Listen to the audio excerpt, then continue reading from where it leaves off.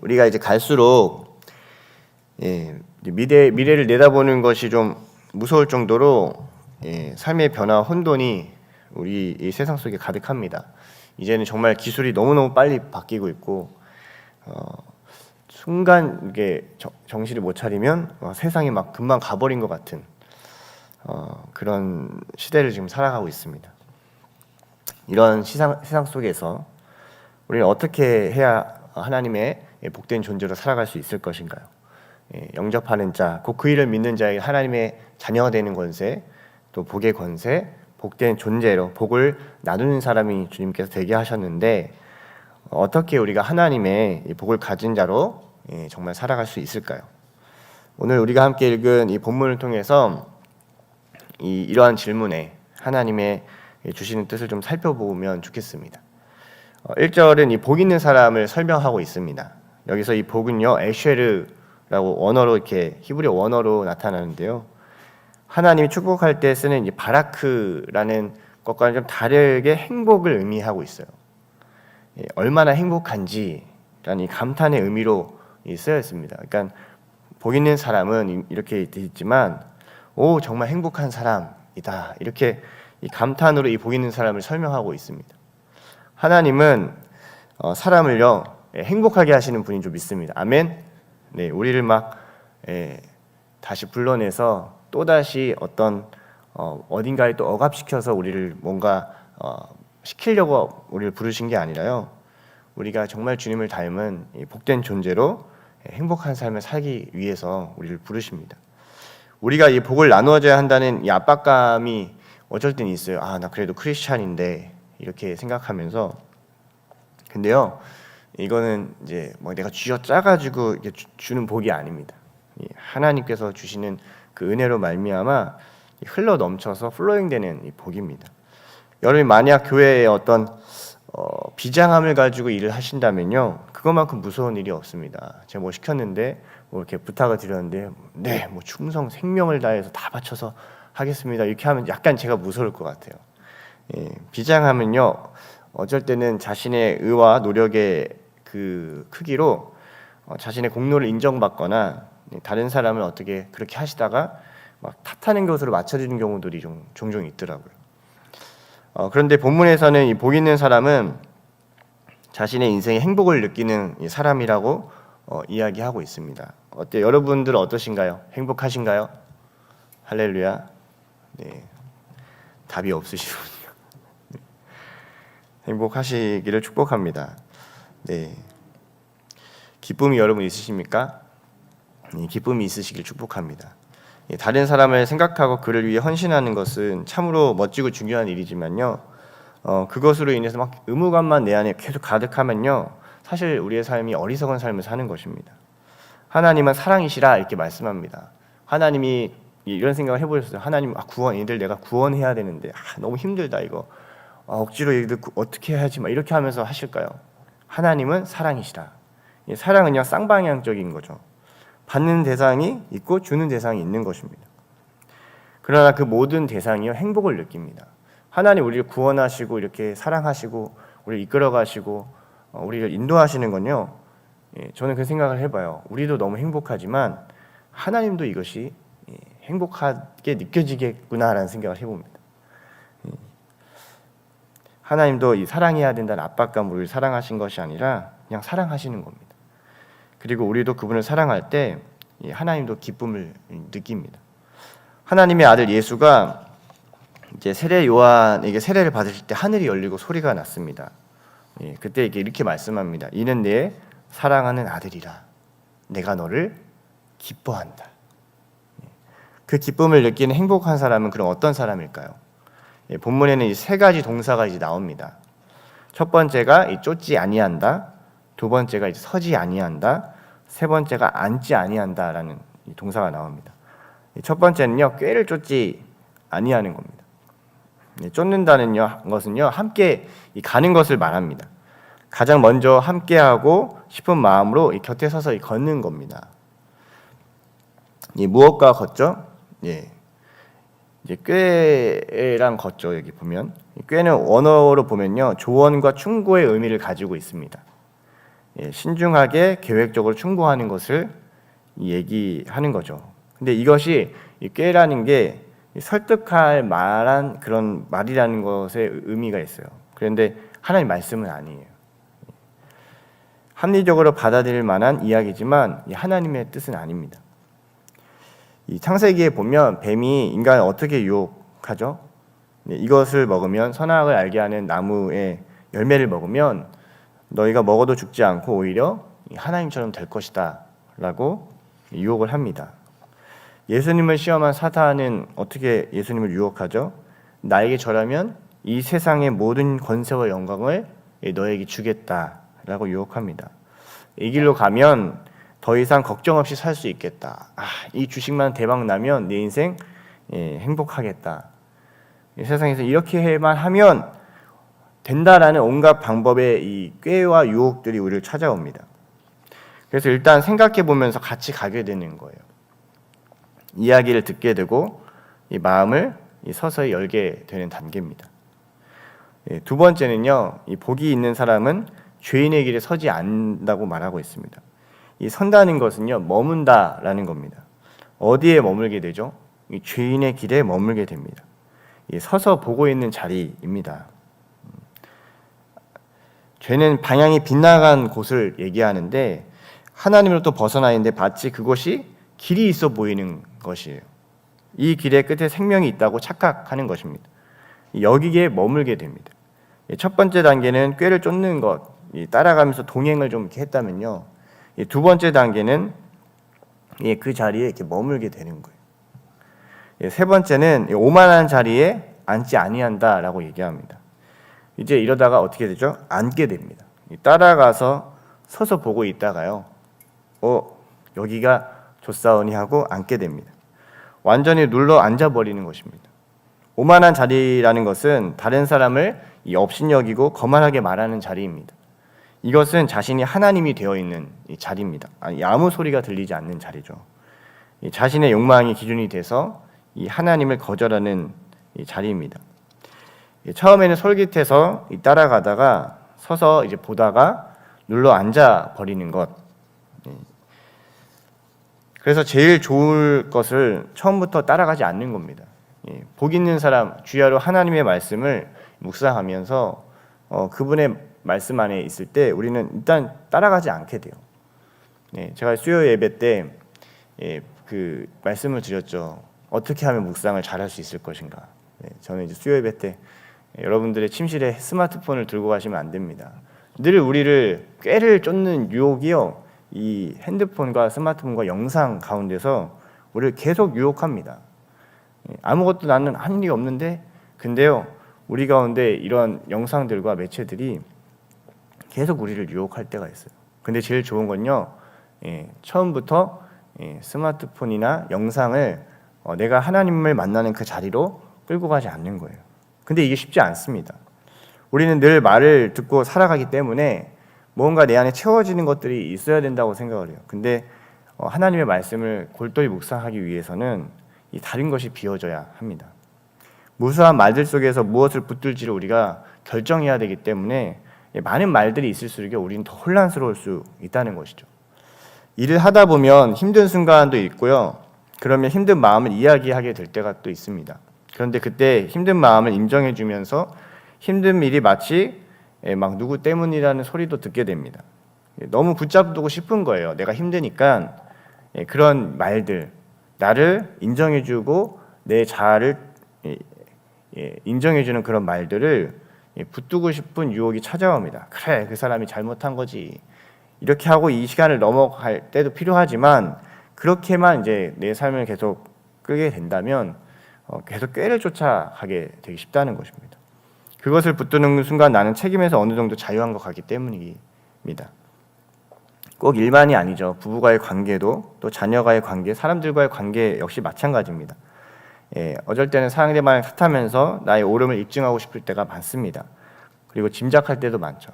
그리고 그럴 때 반드시 내 편이라고 생각하는 사람들이 이제 등장하게 됩니다. 이런 예시가 있습니다. 아내가 남편을 무시하게 막 계속 무시를 하잖아요. 그러면 남편은요, 나를 인정해주는 소리를 막 찾는 거예요. 나를 인정해주는 어떤 다른 사람, 다른 여자의 음성을 막 쫓아가는 경우들이 있어요. 남편이 나를 사랑하지 않을 때 이제 그런 것들에 내 영혼을 빼앗길 수 있는 유혹들이 찾아오게 되는 거예요.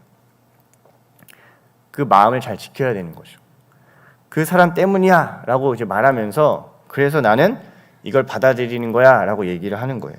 근데 내가 무엇을 듣고 있는지 우리는 잘 점검해야 됩니다.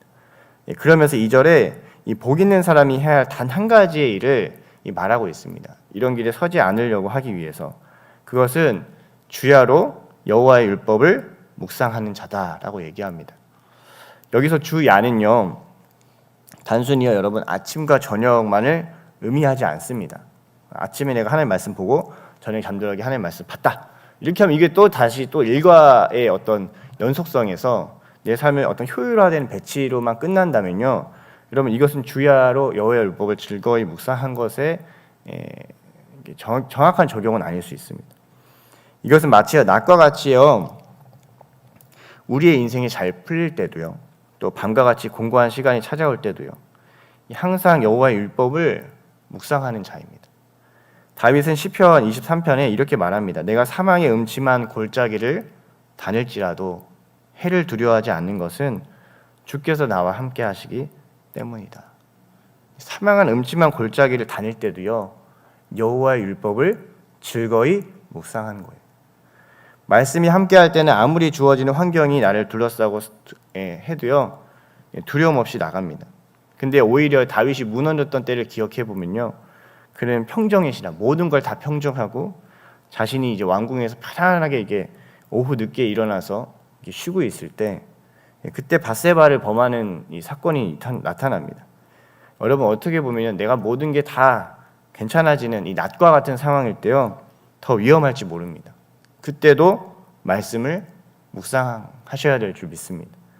자신을 낮추는 겸손으로 서지 않으면요 소위 인생이 풀리는 순간부터 막 이 문제를 가지고 씨름해서 기도해서 하나님 풀어서 이제 살만하다 할 때 이제 그때 꾀가 이제 찾아오고 또 내가 하고 싶은 게 찾아오고 이제 욕망이 나를 유혹합니다. 그때도 복 있는 사람은 여호와의 율법을 묵상하는 사람이다라고 말씀합니다. 묵상한다는 것은 하가입니다. 원어로 보면요, 읊조리는 거죠. 계속해서 기억하고 생각하고 소리내서 하나님 말씀을 내 영혼이 계속 듣고 질문하고 사색하는 겁니다. 무엇을 듣는다는 것은 사실은 무엇을 듣지 못한다는 것과 같은 소리입니다.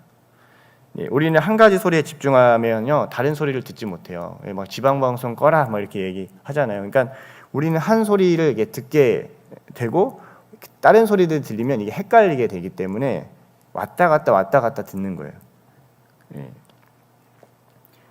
그래서 우리 집중하기 위해서는 하나님의 말씀에 우리의 시선을 우리의 그 귀를 열어야 됩니다. 제가 집에서 이제 예전에 이렇게 요즘엔 좀 지적을 안 받는데 예전에 많이 지적받았던 것 중에 하나가요. 아내한테 교회 일 집에 갖고 오지 마 이런 거예요. 막 이렇게 오늘 고생해서 너무 힘들었지 애들이랑 뭐 별일 없었어 이렇게 얘기를 하다가도 어느덧 이제 뭐 교회 사역을 막 펼쳐놓고 얘기하다가 교회 사역으로 막 끝나는 경우들이 많이 있습니다. 그러니까 그게 좋은 어떤 가정과 함께 할 수 있는 일이 아니라 그냥 제 안에서 이제 일적인 부분으로만 계속 아내를 이렇게 좀 이렇게 힘들게 만들었던 적이 있었어요. 일에 집중하다 보면요, 모든 대화가요 교회가 돼버리고요, 아이들과 아내들의 그 상황들의 소리들이 잘 안 들리더라고요. 전환을 해야 되는 것이죠. 힘들고 지치면 억울해지기도 하고요, 다른 사람을 탓하고 싶기도 합니다. 근데 그런 마음 들 때요 어떻게 합니까? 그 생각이 정말 맞는 것 같기도 해요. 자기 일이 너무 많아 바쁘고 분주하게 되면 어떻게 합니까? 근데요 그때 제가 수요일 날 설교를 안 드신 분들 한번 들어보시면 좋겠습니다. 그때 전환을 하셔야 됩니다. 길을 떠나고 걷고 하나님 말씀을 묵상하고 하나님의 뜻을 구하고 그 내밀한 자리에 막 그때는 스마트폰 보고 싶은 유혹이 찾아오거든요. 사람이 피곤하고 잠들고 싶은데 할 일이 많잖아요. 이 몸을 각성시키기 위해서 가장 쉬운 거 그런 것들을 막 찾게 돼요. 근데 그때요 차라리 잠을 자고 차라리 깨끗한 정신을 가지고 주님 앞에 말씀 앞에 나아가는 전환이 필요합니다. 너무 짓눌릴 때는 밖으로 나가셔서 걸으셔야 되고요. 말씀을 읽고 크게 소리내서 읽기도 해야 됩니다. 너무 힘들 때는. 그것이 어렵다면요, 여러분 곡조에 있는 찬양을 좀 들으십시오. 하나님 말씀에 듣는 것, 이게 읽는 것도 어쩔 때 너무 힘들 때는요, 다른 소리를 차단하고 이 자리로 들어가시는 일이 우리에게 씨름입니다. 그때 하나님의 음성으로 말미암아 이 기쁨이 회복이 됩니다.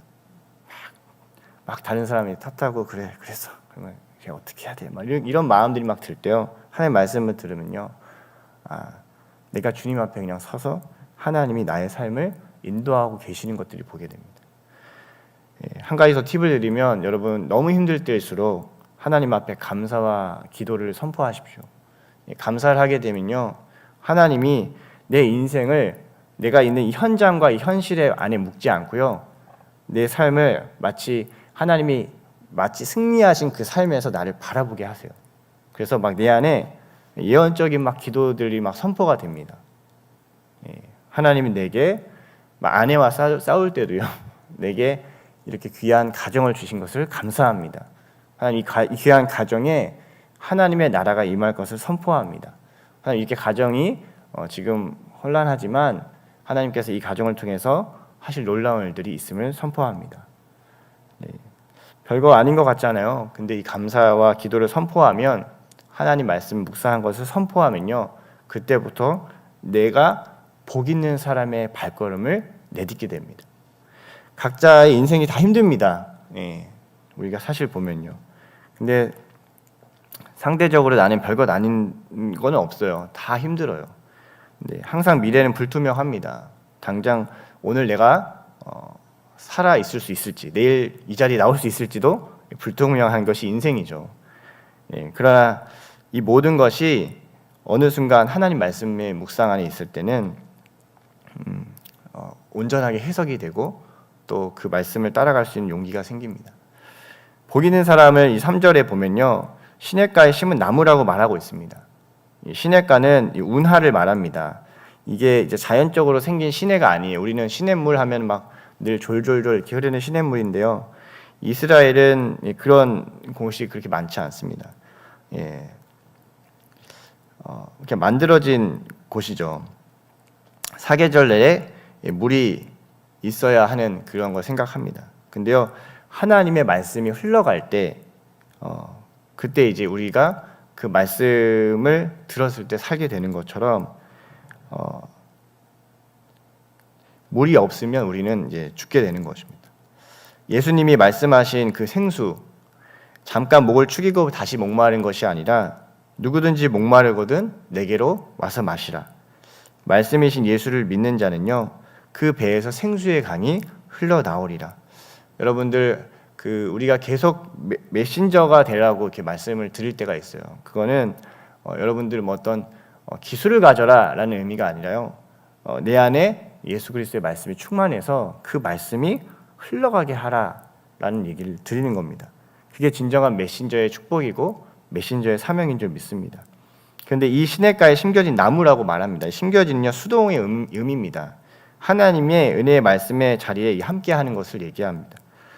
인생이 하나님 뜻에서 완전 우리는 수동태로 삶을 살 때가 많습니다. 내가 결정하는 길은 사실 어쩔 때는 내 욕망으로 결정하는 길은 넓은 길이 됩니다. 여유가 있어 보이고 유혹이 찾아오고 또 모든 거 내려놓고 그냥 쉬고 싶은 길입니다. 근데요, 모든 것을 내가 생각하는 그 길은 하나님의 말씀과 상관없는 꾀를 따라갈 수 있다는 것이죠. 그러나 하나님은요, 심습니다. 우리를요, 이 나무처럼 아무 말도 못하게 그 자리에 심습니다. 누군지 나를 따라오거든 자기 십자가를 지고 나를 따르라, 이렇게 말씀하셨습니다. 묶이게 되는 것이죠. 근데 그게 행복한 거예요. 다니엘은 이 바벨론에 심겨졌습니다. 다니엘이 나 바벨론에 가서 이렇게 해야지가 아니라 완전 끌려갑니다. 끌려가서요, 바벨론 땅에요, 다 막 돌아가고 싶어하는 사람들이 있음에도 불구하고 탁 심겨져 버려요. 그가 가졌던 지위와 권세로요, 다시 예루살렘에 오지 못합니다. 다니엘은 우리가 알다시피 높은 지위를 가졌지만 나중에 그가 예루살렘으로 돌아오지 못합니다. 요셉은 애굽에요 탁 심겨졌습니다. 그가 막 얘기했지만 고통을 호소했지만 바로 돌아오지 못합니다. 그는 언제 돌아오죠? 유골이 돼서 가나안 땅에 돌아오게 됩니다. 내가 하고 싶은 자리가 아니었지만요, 하나님의 말씀으로 말미암아 내게 심겨진 자리들이 있습니다, 여러분. 그게 부르심의 자리입니다. 하나님의 말씀이 나와 함께하는 곳입니다. 부모의 자리가 그렇고요, 또 하나님이 내게 주신 사명의 자리가 그렇습니다. 나무는 심겨지지 않으면요 자라갈 수가 없어요. 답답해 보이긴 하지만 그 속에 성장하는 것입니다. 나를 알아주는 곳을 향해서 이리저리 떠돌아다니지도 않습니다. 여기서 알아주면 나를 절로 가고 바람에 나는 겨처럼 떠돌지 않습니다. 묵묵히 그 자리에서 자신의 일을 감당하는 자입니다. 자신의 사명을 감당하는 자입니다. 요셉과 다니엘 저 묵상할 때마다 얼마나 떠나고 싶었을까. 애국과 이 바벨의 한복판의 이 문화 속에서 지칠마도한 그 자리를 있었지만 그들은 그곳에 심겨져서 때마다 열매를 맺었습니다. 나무는 비가 와도 바람이 와도 견뎌야 합니다. 지금 이 한국교회 많은 사람들이 교회를 떠나고 방황하고 있습니다. 근데 내가 있어야 할 자리로 가지 않고 나의 필요에 따라 움직이게 되면요, 우린 계속 방황하게 될 것입니다. 나무는 또한 이 자신의 이야기를 하지 않습니다. 요셉이 감옥에 갇혔을 때 그는 자신의 억울함의 소리를 높이지 않았습니다. 많은 믿음의 선진들이요, 차가운 칼날 앞에서도요, 주 예수여 나의 영혼을 받아 주옵소서, 저들에게 죄를 돌리지 말라, 이렇게 말하면서 나아갔습니다. 그러나 신비한 것은요, 이 시냇가에 심은 나무는 때에 맞는 열매를 맺는다라고 말합니다. 열매는 자녀를 의미하기도 하지만요, 어떤 행동의 결과물이죠. 세상에서는 아무것도 없어 보이지만 순교자들의 피는요 반드시 열매를 맺습니다. 죽은 것 같이 말이 없어 보이나 어떤 것보다도 더 큰 성과와 결실을 맺게 됩니다. 하나의 미라의 땅에 떨어져 죽으면 열매를 맺게 된다고 주님이 말씀하십니다. 교회도 마찬가지입니다. 어떤 이렇게 수적인 성장 이런 것도 물론 너무 중요한 일이지만 또 다른 것은 그 말씀이 우리가 완전히 심겨지면요, 영원히 살아나는 그 열매를 여러분 맛보게 됩니다. 내가 하나님 말씀에 충만하게 있을 때요, 그 메시지가 누군가에게 흘러가고요, 그 흘러가는 것 중에서 그 영혼의 눈빛이 바뀌게 됩니다. 우리는 사랑할 수 있는 존재가 아닙니다. 주님의 사랑이 우리 가운데 가득할 때 주의 사랑으로 영혼을 사랑하게 됩니다. 그 잎사귀조차 마르지 않습니다. 수분이 부족하면요 입이 바로 마르거든요. 근데 입이 마르지 않을 정도로요, 하나님의 그 사랑과 그 은혜의 공급이 있다는 거예요. 그가 하는 일마다 형통합니다. 형통은 번성하다 성공한다는 것을 얘기하죠. 이것은 구체적으로 말하면요, 재생산이 가능한 상태가 되는 걸 얘기해요. 돈을 많이 준다고 성공이 아니라요, 돈이 일하게 하는 걸 계속 할 때 이게 막 그게 생육하고 번성의 땅이 충만하잖아요. 영혼을 살리는 것이 성공의 전부가 아니라요, 그 영혼을 살리는 일이 계속 이어지는 것, 하나님의 그 풍성한 열매가 계속 이어지는 것, 그 목적에 맞도록 일이 진행되는 겁니다. 우리가 교회를 세워가는 것, 또 영혼을 양육하는 것, 그 일을 통해서 계속해서 마르지 않는 하나님의 말씀이 흘러가는 것이 우리에게 가장 큰 하나님의 열매인 줄 믿습니다. 자기 사업만 생각하는 사람은 자기 사업만 보고 하죠. 그러나 기업의 부자들은요, 자녀들에게 미칠 영향까지 고려해서 사업을 한다고 합니다. 동일한 사업을 해도요, 깊이가 다릅니다. 예수를 믿고 살아간다는 것은요, 그런 높은 의식을 가지고 현실의 이 라이프 스타일을 조정하는 삶을 사는 것입니다. 사소한 행동 하나가요, 다음 세대에 영향을 미칠 것을 생각하는 거예요. 내가 하는 행동 하나가 영혼에 어떤 미칠 것을 생각하면서 내 말과 행동을 결정하는 것입니다.